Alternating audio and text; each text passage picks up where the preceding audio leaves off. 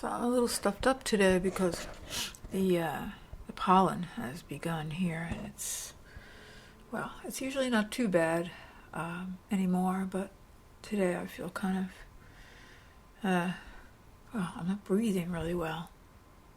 I started this one out. I drew a heart on that flowy fabric, that green silk.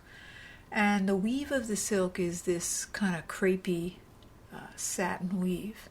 And as I sewed it, it pulled out of shape.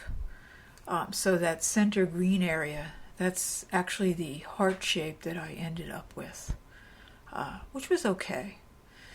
But I went ahead and took a pen and kind of filled out the sides and then went back in and added a little patch and a little stitch to that to fill out the shape. This is a process I call stitch sketching, which is this rocking back and forth between sketch and stitch and patch and sketch, and it's something very natural for me because I like to draw so much and then I like to sew so much. So it's a really nice way to incorporate both of those things into a process. So now as I look at this, I love that orange pattern that showed up on the side there. And I feel that I'm now going to rock back into sketch and try to, perhaps with drawing, continue those lines off to the left and also maybe through the center of the heart and back out again. I'm not sure.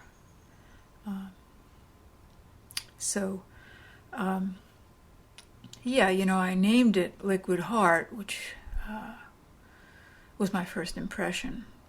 It was really the pattern of the fabric, but then when the shape kind of flowed all over the place, I thought that was appropriate. A lot of times when I name things in the beginning, it has a lot to do with how the story unfolds in my head because I've already created kind of a context for it. I don't always do that. Sometimes I name things during the process, maybe many, many times, or sometimes I name it at the end. Rarely, though, do I name it before I start. That part of the planning, it doesn't really work for me.